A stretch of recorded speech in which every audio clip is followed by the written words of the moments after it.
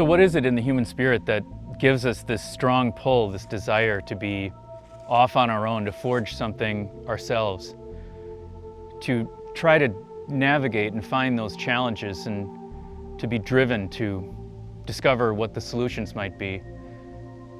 It seems almost ridiculous in the modern age to have such a desire to be going out to an undeveloped place and to carve out a life and to carve out a living. It seems crazy. Why would anyone do that? But I think there's a reason that there's a growing movement of people that are seeking this out.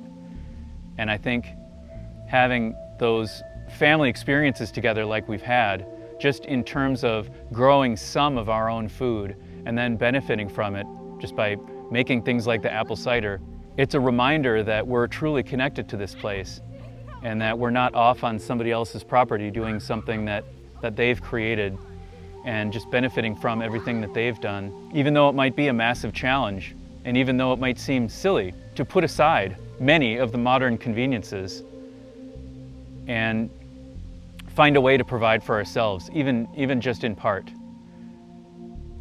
Maybe we'll find in the near future, or the kids will find in their lives, that the skills that they've gained in having done that might save their life, or they might be able to provide for their area or their family or friends in some way that will be a matter of life and death. So maybe there's some greater spiritual element to this calling that we've felt, where we could just as easily go back to the city and live and be completely fine and have a water faucet that you turn on and power outlets that you plug into and retire into that life and return to the completely conventional.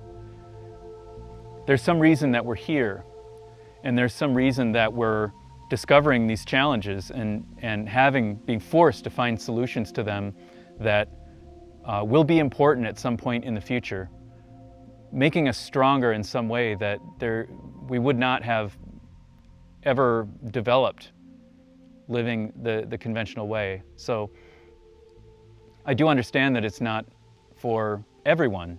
Not everyone is called to that.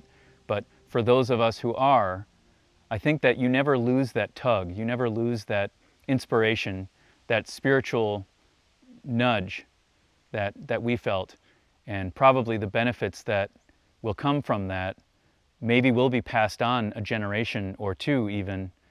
Maybe it'll be long after we're gone that the benefits of having been here and having done the things that we have will ultimately come to fruition. But in the meantime, we are still benefiting every day just from having access to our own fruits and our own massive garden and the rainwater collection that we're doing, and just learning about forestry and land conservation and finding other places that we can protect. I believe that we're called to have a closer connection, and that it's not good that we're generally pulled away from our homes for work and pulled away from our homes for school and separate most of the time. It's important for us to be together, and there's only so many years that we have with children to impart wisdom and family traditions and just simple things like having a day together, pressing cider, or eating lunch, making dinner, going for a walk or a bike ride, going for a hike. But thinking more about life and vocation and family life as all being part and parcel of the same unit, more like a farmer or a pioneer would have 200 years ago, I think is much more natural for a human, and that families are meant to be together, that it's not ideal that in most cases we're apart, and that's generally the conventional path that we take. And so even though when I was in the city, I had career prospects and certainly would be in a completely different economic situation if we had still been there, the accomplishment that you feel being in a situation like this, having created something from nothing, is worth more to me than doing what most anybody could have done and accomplishing something that is just laid out for anybody. So part of that might be just being a countercultural type of troublemaker, unemployable type of person. I know that that's not everyone. I know that there are people that are called to ride the conventional line, and maybe that's the best place. But in terms of the way that I have seen things in my life, it felt more resonant with my being to be out doing something different and forging something unique.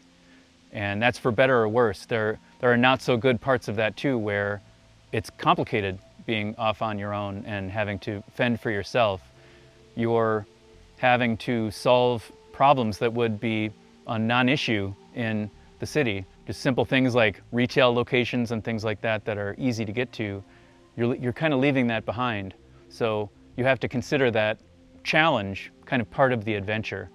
But if you can cut through that, if that's something that seems worthwhile to you, if that challenge is something that you could really embrace, it's certainly worthwhile to have that whole experience of the family condition all being together and truly growing together. I think in so many ways I've grown just having been here for this time that we have, and having a greater impact on who the children are becoming. Just doing basic family things just all together in this isolated place, I think has been a massive growth experience, not just for the kids, but also for us. So where do you feel a spiritual tug? Is it toward the wilderness like this, or life on the beach, or living in a van, or headed for the mountains, living in an RV, living out of a backpack? Whatever it is, I don't think it's going to go away. And so if you're in a cubicle right now and you're receiving this pull, it's important to at least think about it. And so where would you have that integrated existence? And would you be willing to give up the corner office if it came down to it? I think because of the balance that you feel in a situation like this, the measure of success becomes something completely different. And those things, those corporate promotions, those conventional achievements, they pale in comparison to having a life that truly resonates with who you are. If you're feeling that, it's important to at least consider, what would it be like? And maybe doing some traveling and thinking about, when I'm in this place, what if I was here permanently? What would that be like? And that's where I can help. I can help guide you, and I can make suggestions, and I can share from 25 years of experience navigating toward this and ending up in this situation to help you discover, what is that going to be for you?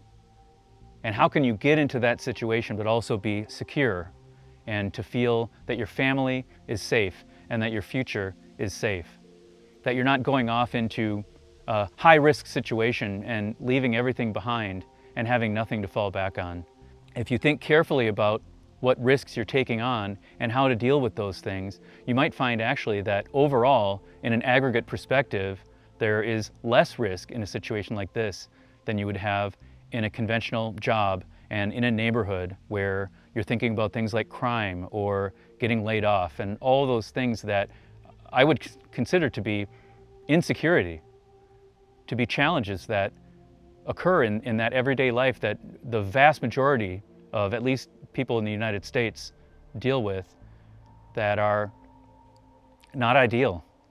And so being in a situation where you're off on your own and having to provide essentially everything for yourself, it also leads to great freedom and sovereignty, that you're in a situation that is of your making and infrastructure that is under your control and cannot be taken away from you.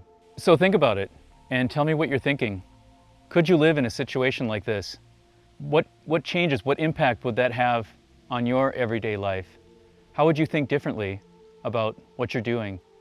And so where most people today, they are waking up in the morning, going off to their job, working a full day, going home, maybe there's happy hour, and maybe, just maybe, there's dinner with the family, hours of TV or staring at a computer, and then off to bed, and it's all the same the next morning.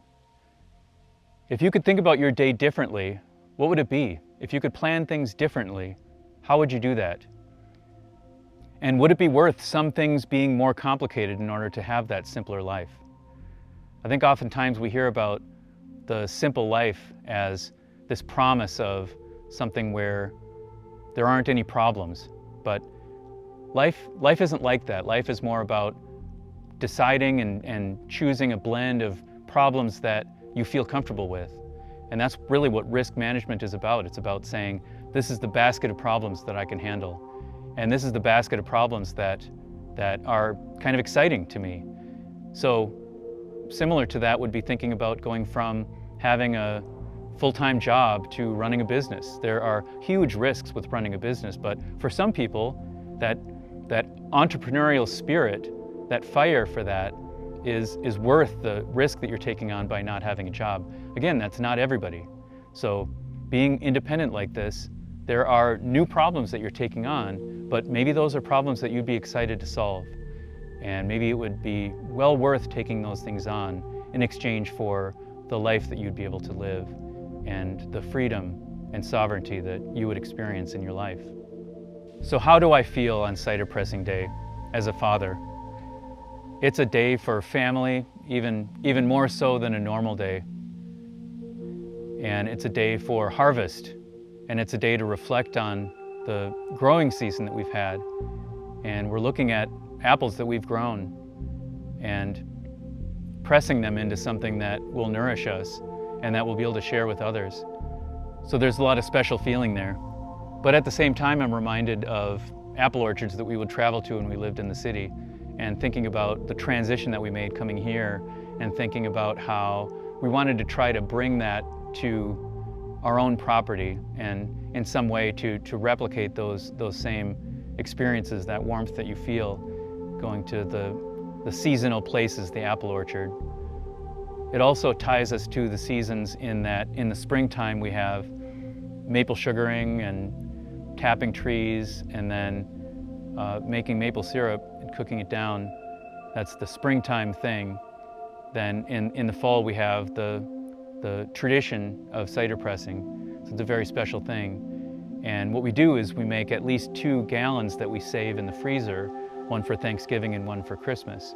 Because apple cider that you make yourself is not pasteurized, if you don't freeze it, it will start fermenting in a day or 2. My son is getting into things like fermenting ginger root. And so you end up with this thing called a ginger bug, which you can kind of think of as analogous to a sourdough starter. So with a sourdough starter, you have this jar of stuff, this sourdough starter stuff that you feed, and then you pull some of that out every time you make sourdough, but the starter stays behind, and you can keep those going for years and years. You can do the same thing with ginger root, fermenting it into essentially a starter for a sparkling drink or a fermented drink. And he was able to make sparkling cider, which was amazing. So that was a very exciting thing for this year that was unique and different. But every year it's special, and every year we think about the crab apples and the blend of the different things and the different apples that we have. And this year there was a certain apple tree that didn't produce as much, so we didn't have as much of that taste, but so it was a little bit more tart and a little less sweet as we would normally have. But that's part of what makes it interesting. That's part of what makes it exciting. And every year is a little bit different.